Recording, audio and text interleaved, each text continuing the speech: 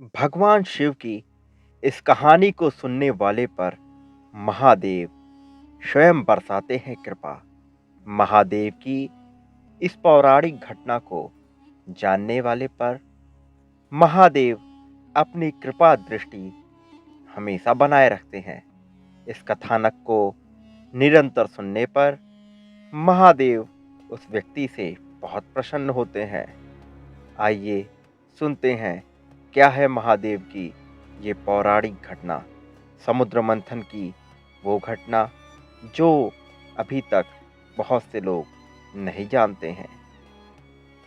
ये कहानी शुरू होती है महर्षि दुर्वासा के श्राप से, जो उन्होंने देवराज इंद्र को दिया था।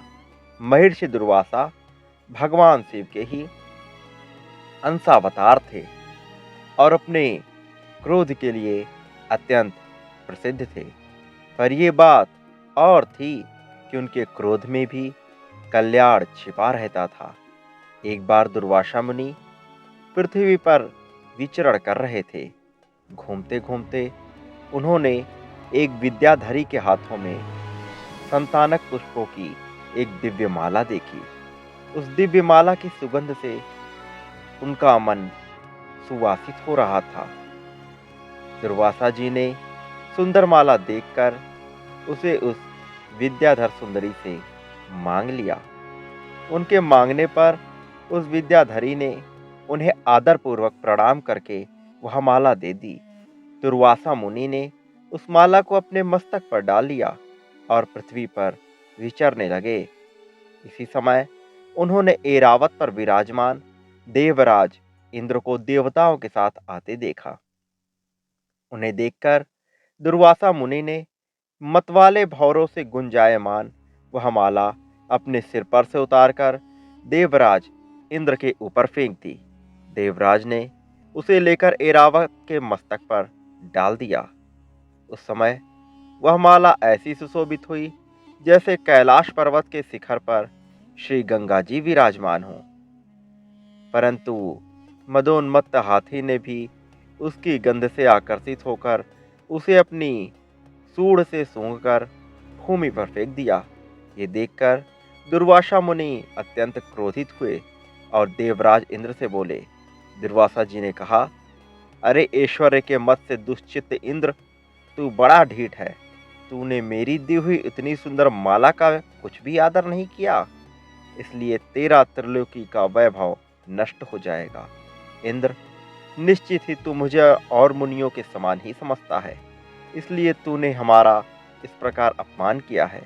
मेरी दी हुई माला को पृथ्वी पर फेंका है, इसलिए तेरा यह त्रिभुवन भी शीघ्र ही श्रीहीन अर्थात लक्ष्मीहीन हो जाएगा। ये सुनकर इंद्र ने तुरंत ऐरावत हाथी से उतरकर निष्पाप दुर्वासा जी से क्षमा मांगी और अनुनय विनय करके प्रसन्न किया। तब इंद्र द्वारा प्रणाम आदि करने से प्रसन्न होकर दुर्वासा जी ने कहा, इंद्र, मैं कृपालु चित्त नहीं हूँ। मेरे अंतःकरण में क्षमा को स्थान नहीं है। तू बार बार अनुनय विनय करने का ढोंग क्यों करता है? मैं क्षमा नहीं कर सकता। इस प्रकार कहकर दुर्वासा जी वहां से चल दिए और इंद्र भी ऐरावत पर चढ़कर अमरावती को चले गए। तभी से इंद्र सहित तीनों लोग वृक्षलता आदि के छेड़ हो जाने से श्रीहीन और नष्ट होने लगे। यज्ञों का होना बंद हो गया। जितने तपस्वी थे उन सब ने तप करना छोड़ दिया। लोगों ने दान धर्म में कोई रुचि नहीं रखी। इस प्रकार त्रिलोकी के श्रीहीन और सामर्थ्यहीन हो जाने पर दैत्यों ने देवताओं पर चढ़ाई कर दी और दोनों पक्षों में घोर युद्ध ठना। अंत में दैत्यों द्वारा देवता लोग पराजित हुए। दैत्यों द्वारा पराजित होकर देवतागण ब्रह्मा जी की शरण में गए। देवताओं ने सारा वृतांत सुनाकर ब्रह्मा जी ने कहा, हे देवगण, तुम लोग भगवान विष्णु की शरण में जाओ, वे अवश्य तुम्हारा मंगल करेंगे। सभी देवताओं से इस प्रकार कहकर ब्रह्मा जी भी उनके साथ विष्णु लोक गए। वहां पहुंचकर सबने अनोखे प्रकार से भगवान विष्णु की स्तुति की। उनकी स्तुति से प्रसन्न होकर भगवान विष्णु ने देवताओं से उनके आने का कारण पूछा। देवता बोले, हे विष्णु, हम दैत्यों से परास्त होकर आपकी शरण में आए हैं।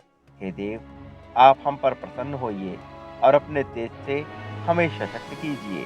भगवान विष्णु बोले, हे देवगण, मैं तुम्हारे तेज को फिर बढ़ाऊंगा। तुम लोग इस समय में जो कुछ कहता हूँ वह करो। तुम दैत्यों के साथ संपूर्ण औषधियाँ लाकर क्षीर सागर में डालो और मंदराचल पर्वत को मथनी और भगवान शिव के नागराज वासुकी को नीति बनाकर उसे दैत्यों और दानवों सहित मेरी सहायता से मथकर अमृत निकालो। तुम लोग शाम नीति का अवलंबन लेकर दैत्यों से कहो कि इस काम में सहायता करने से आप लोग भी इसके फल में समान भाग पाएंगे। समुद्र मंथन से जो अमृत निकलेगा उसका पान करने से तुम सबल और अमर हो जाओगे। हे देवगण, तुम्हारे लिए मैं ऐसी युक्ति करूंगा जिससे तुम्हारे दोषी दैत्यों को अमृत नहीं मिल पाएगा और उनके हिस्से में केवल समुद्र मंथन का क्लेश ही आएगा। ये सुनकर देवगण अत्यंत प्रसन्न हुए और समुद्र मंथन की व्यवस्था में लग गए। सबसे पहले उन्होंने असुरों को इस कार्य में सहायता करने के लिए राजी किया। अमृत पाने के लालच में असुर सहायता के लिए तैयार हो गए। देव, दानव और दैत्यों ने अनेक प्रकार की औषधियां लाकर उन्हें क्षीर सागर के जल में डाला। उन्होंने मंदराचल को मथनी तथा नागराज वासुकी को नेति बनाकर बड़े वेग से अमृत मंथन आरंभ किया। भगवान ने जिस ओर वासुकी की पूंछ थी उस ओर देवताओं को तथा जिस ओर मुख था उधर दैत्यों को नियुक्त किया। महातेजस्वी वासुकी के मुख से निकलते हुए श्वासाग्नि से झुलसकर सभी दैत्यगण निस्तेज हो गए। उसी श्वास वायु से विक्षिप्त हुए मेघों के वासुकी के पूंछ की ओर बरसते रहने से देवताओं की शक्ति बढ़ती गई। स्वयं भगवान विष्णु ने कछुए का रूप धारण करके मंदराचल पर्वत को अपनी पीठ पर रखा ताकि मथनी स्थिर रहे और समुद्र में डूब न जाए। भगवान विष्णु के इसी अवतार को कूर्म अवतार कहा जाता है। वे ही चक्र गदाधर भगवान अपने एक अन्य रूप से देवताओं में और एक अन्य रूप से दैत्यों में मिलकर नागराज को खींचने लगे। उन्होंने एक अन्य विशाल रूप से जो देवता और दैत्यों को दिखाई नहीं देता था ऊपर से मंदराचल पर्वत को दबाकर रखा था।